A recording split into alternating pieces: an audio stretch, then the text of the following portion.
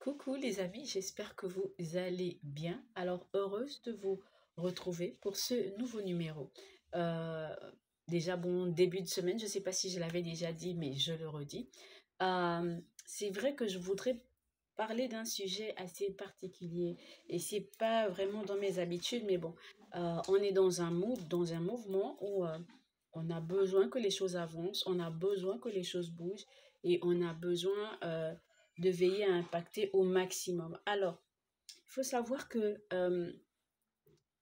une première dame, c'est également l'image d'un pays et que en termes dans le choix vestimentaire que ces équipes de communication, etc., doivent pouvoir faire, il faut pouvoir englober justement le côté représentation de la nation euh, euh, qui incombe justement à sa position, à sa fonction, à cette position, à cette fonction. J'ai vu récemment, et si vous êtes sur les RS également, vous avez dû voir cette publication où on voit la première dame qui remettait des clés à 50 femmes qui ont participé au programme Taxi Gab.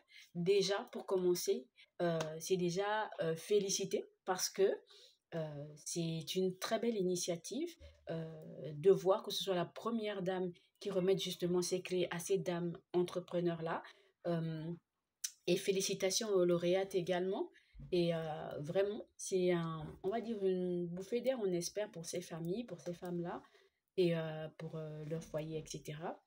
De l'autre côté, il faut quand même souligner un peu le bémol qu'on a autour de cette communication.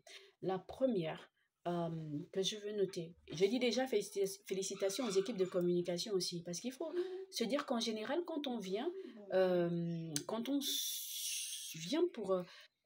sur la toile, de façon générale, c'est souvent que pour critiquer. Or, moi, je ne veux pas m'inscrire dans la critique pour la critique, je veux m'inscrire dans une sorte de, si c'est possible de le dire comme ça, critique constructive. Donc, je sais déjà, faisant moi-même partie de la communication, que c'est pas toujours facile, c'est pas toujours évident, et que on prend toujours des coups sur des doigts plutôt que des acclamations, des félicitations. Hein. Quand c'est bien, personne ne voit, enfin on voit, on dit rien, on peut féliciter celle qui est l'objet justement de notre fonction, c'est-à-dire voilà, de notre rendu, donc la personne pour laquelle nous communiquons. Mais voir des félicitations autour de l'équipe de communication derrière, en général, ça ne se fait pas.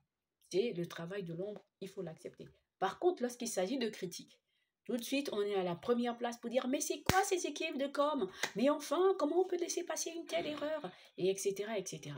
C'est vrai, je vous le concède. C'est pour ça que je dis déjà félicitations parce que notre boulot n'est pas facile. Mais de l'autre côté, il faut quand même aussi à un moment donné essayer d'être sérieux.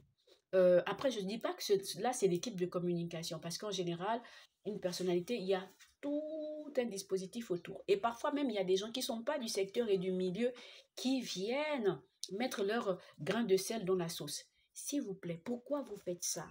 Et s'il vous plaît, autorité, pourquoi vous permettez ça? Laissez que chacun fasse son rôle.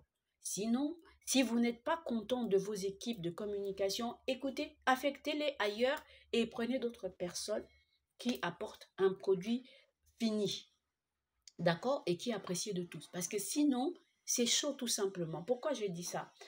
Lorsqu'on voit la tenue de la première dame, déjà elle a pris une robe de couleur verte. Je ne sais pas, peut-être que c'était pour comment ça, symboliser l'espoir, mais un vert pâle, encore un vert vif, ou voilà, aurait peut-être fait la chose, ou je ne sais pas, un vert, comment je vais l'appeler, vintage peut-être, peut-être.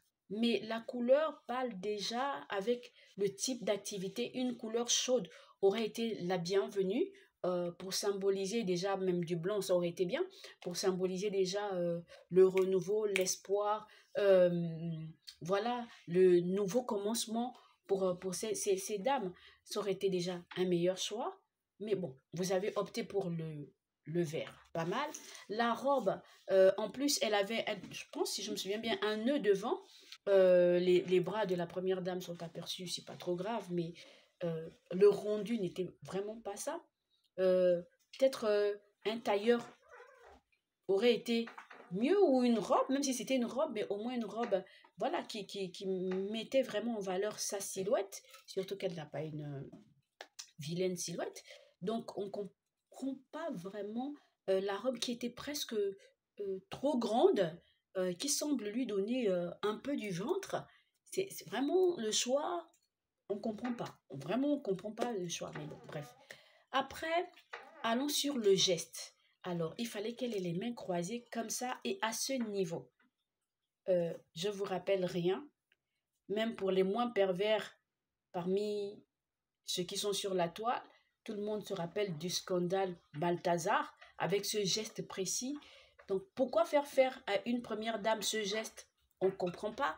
Après, pour d'autres qui sont peut-être initiés ou tout simplement très chercheurs, on sait que ce geste peut symboliser certains symboles, principalement dans certains lieux de culte sectaires, pour ne pas parler de secte.